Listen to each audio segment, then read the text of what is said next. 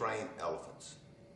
When an elephant is a baby, one end of a chain is fastened to one of its back legs. The other end is secured to a stake that is driven deep into the ground. For the first few days after he is chained, the baby elephant will try in vain to free itself. After a few days, the baby elephant, believing that escape is impossible, will just start to rock back and forth. It is being conditioned to believe that it has limits and can only go as far as the chain will allow. When the elephant is grown, it can easily snap the chains or just pull the stake from the ground with very little effort. But it has been conditioned to believe that it can't, so it doesn't even try.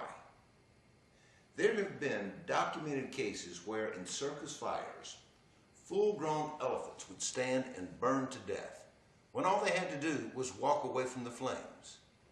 They would stand and die a horrible and painful death rather than let go of their mistaken belief that they had limitations. They had been conditioned to believe that they could not, therefore they did not. Most people have a stake in a chain. They have been conditioned to believe that they aren't worth very much and probably will never accomplish very much, so they don't. We are conditioned to believe that we are at the mercy of life and circumstance and really have no control over our destinies. Mental chains are stronger than chains forged of steel. To give you an idea of how strong these chains can be, many years ago, I was the director at the Atlanta Hypnosis Institute in Atlanta, Georgia. A young lady, 19 years old, was brought in by her parents. We were their last resort. When this young lady was a child, she was out riding her bicycle and was struck by a car. She was rushed into the emergency room where she was attended by the finest doctors in Atlanta. Her legs had been broken and she was cut and bruised. But her surgeries had gone really well. She had healed perfectly. But still, all of these years later, she was still in a wheelchair. The doctors had no explanation. The bones had healed, the muscles and nerves were all fine, yet she couldn't walk. Using regression hypnosis, we took her back to the day of the accident, and this is what we found. She had been given a sedative to knock her out because she was in so much pain. A student nurse, seeing the broken and bloody child, made this comment: "Oh my God, that poor child. She will never walk again." The young lady's conscious mind had been sedated with the drugs, but her ever-aware subconscious mind heard those words, believed them, and acted upon them. We removed those crippling suggestions and made them invalid, and within a few weeks with physical therapy, this young lady was up and walking. Think about that. She had missed dating and proms and sports and the most wonderful years of her youth because of a mistaken idea that her mind had accepted. Mental chains are forged from years of incorrect thinking. Where does this thinking begin? It's a fact that in this country, the greatest country on the face of the earth, the land of opportunity, only 5% of the population ever achieve any degree of success. That means that 95% of the people that we come into contact with are still prisoners of their own stakes and chains. So the people that we listen to, probably our loved ones and friends, haven't discovered the secret to success. See, understand this. Our minds are like fertile fields, and whatever is planted will grow. Negative defeatist thoughts will produce negative defeatist results. At birth, our mind is a blank. It's like a blank computer, and our friends and family are the programmers. As we grow older and our computer becomes more sophisticated, we can program it ourselves. But it's easier just to continue to let others do it for us or just keep running the same program over and over. We let other people program our computer. Other people control what goes into our gray matter. And how do you know that it's gray? It might be blue or green or purple. Well, it's gray because that's what I've heard. That's what I've been told. People say it's gray. I'm not worth very much because that's what I've heard. That's what people tell me. And who are these people that tell us that we're not worth very much? Well, they're the 95% who don't succeed. So why do we listen to them? The first step to self-confidence is to begin to program our own computer. Our subconscious mind cannot tell the difference between truth and fiction, and whatever it believes about you will become true. So program your computer to believe that you are great. Many people listening to this program probably just thought, is he telling me to lie to myself? No, I'm telling you to start telling yourself the truth. Those feelings of inadequacy are the lies that have been programmed by other people. If you believe that there is a God and that you were created in the image of God, do you think that God is a loser? If you were created in the image of the deity, then how can you deny your own greatness? Not to dwell on religion, but the Bible is generally accepted as a book of great wisdom. And in this book, Mark 9:23, it says, all things are possible to him that believes. It doesn't say that all things are possible if you were white or handsome or born on the right side of the tracks. It says that if you believe.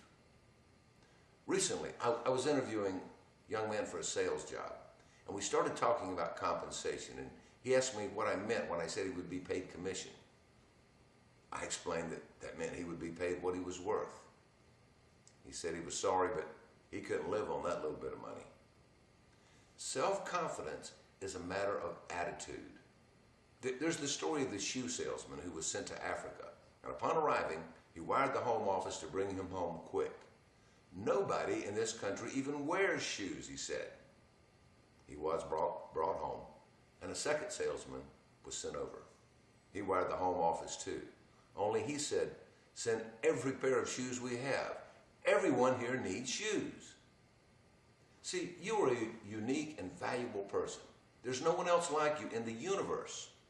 There are things that you do better than anyone else. So start now to recognize your own value. I put myself through college as a door-to-door salesman, and there were many days when I could not muster the confidence to go hit that first stranger's door. A friend gave me a book called Psycho-Cybernetics, and that book changed my life and helped me become my company's top salesman.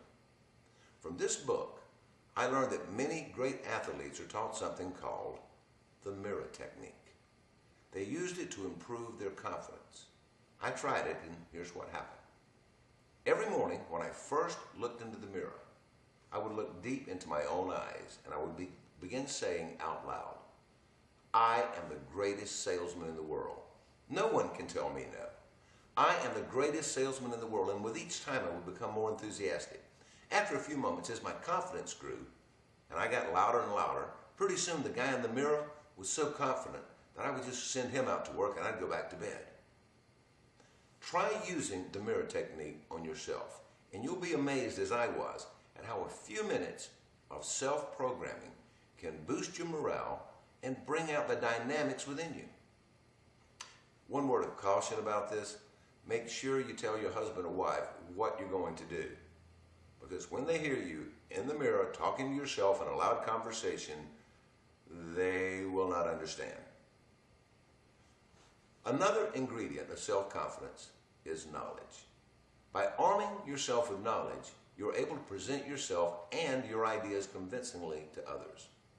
Don't be like the old man who jumped up in church protesting the proposition that the church purchase a new chandelier.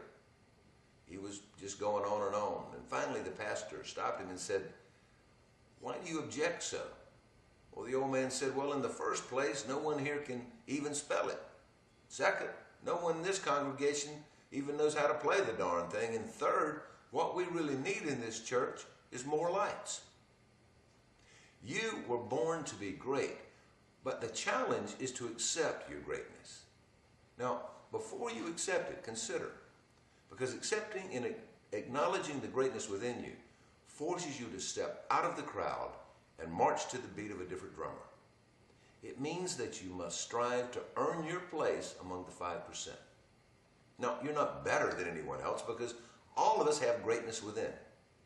You simply acknowledge your greatness and accept the responsibility that goes with it. You should start making decisions.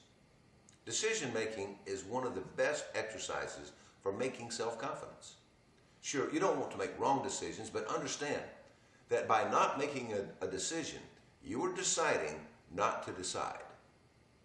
You only have to be right 51% of the time, and any decision is better than no decision. By making decisions, you are exercising your belief in yourself. Show me a person who, when they have all the facts, can make an instant decision and act upon it, and I'll show you a successful person. Don't be like my good friend Hiram. Hiram was a bumblebee who could never make a decision about anything. Once Hiram was flying over a field and he looked down and spotted a cow grazing. He thought to himself, I'll just go down there and buzz down there and sting me a cow.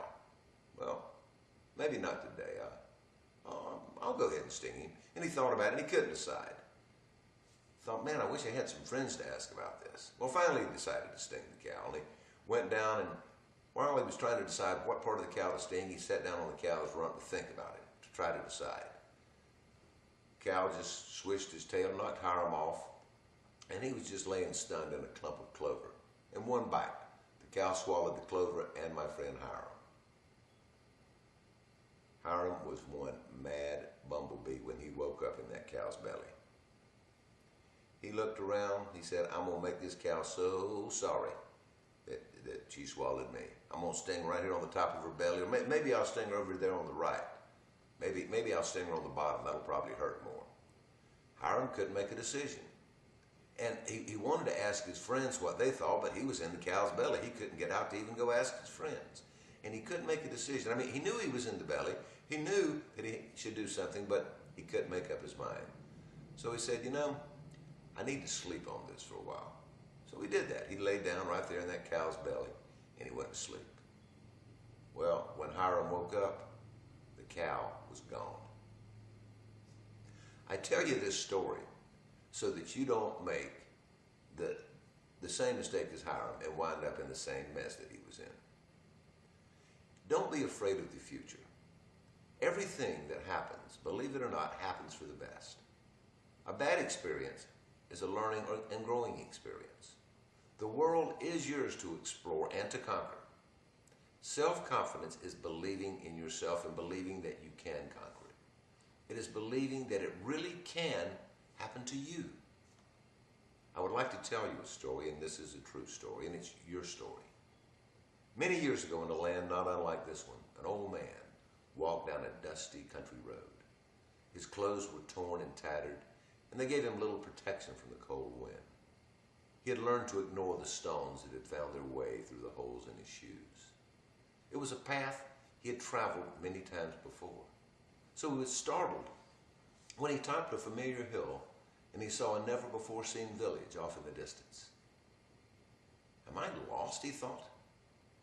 Have I not traveled this road 100 times before? There's no village there. But as he went closer, there was no mistaking the village was there. Confused, the old man went into a nearby field where he saw a young man working. He said, "Pardon me, sir, but could you please tell me the name of yonder village?" Looking up from his work, the man smiled and said, "Of course, sir. That's the village of Anything is Possible." No, the village over the hill there. I've never seen it before." "I told you, sir," the worker replied. "That is the village of Anything is Possible." How strange, the old man muttered to himself as he walked away. A village called the village of Anything is Possible. I must be getting old. I would have sworn there was no village on this road. He continued on, and as he entered the village, he was impressed by the clean and fresh appearance of everything. Even the air smelled sweeter. He knocked at the door of the first house on his right. After only a moment, the door opened, and a young man smiled boldly, and he said, "Why, hello, sir, I've been expecting you." "Expecting me?" the old man said. "How can that be? I've only just arrived, and I didn't even know I was coming. How is it possible that you were expecting me?" "Anything is possible," the young man answered, "when you live in the village of Anything is Possible. Come on in. I can see that you're cold and you must be hungry after your long journey." The young man pointed to an empty table and he said, "Your pleasure, sir." And in an instant, a fabulous meal was prepared and waiting. How can that be, the old man asked? That table was empty. And you just... Anything is possible, came the reply. When you live in the village of anything is possible. As they ate, they talked. And the old man saw in his young host a wisdom far beyond his years. He asked, how is it a man as young as yourself can come to possess such wisdom? Oh, I'm not as young as I seem, came the reply. You see, I'm actually a man of 70, but I decided that zeros didn't mean anything, so I dropped mine, and now I'm as you see me, all of 7. Could such a thing really be, the old man begged? And could it happen to me? Of course it can, and of course it can happen to you. Think, the young man said, that anything is possible when you live in the village, and anything is possible. Just pick the age that you want to be and be it. It's as simple as that. Let's see, the old man said. I've always wanted to be 20 again. That's it, I'll be 20. And no sooner had he made his decision than he felt his arthritis leave his joints. The stubble was gone from his face, and he looked down, and his clothes were new. The holes were gone from his shoes, and the old man knew that anything was possible when you live in the village of anything is possible. He thanked the young man for the meal and for the wisdom he had shared, and for all the things, and for his new youth. And he departed. As the young man in fine new clothes walked down a dusty country road, he began to reflect on the events of the day. Can you imagine, he said out loud, a man of my years believing such nonsense? It must have been a dream. As the words left his lips, he felt a pebble in the hole of one of his shoes. The cold made his bones ache, and the dust of the road caught in the stubble of his beard. He turned on the road and looked back, and the village was gone. How foolish I am, he thought. A village of anything is possible? Such utter nonsense. I can't believe I believed it. And folks, I said this story was true, and it is. The village of anything is possible does exist. It exists in your mind. Anything is possible once you have defined your purpose and have set your goals. And now, with confidence and faith in the possibilities ahead of you, it is time to begin your journey toward success.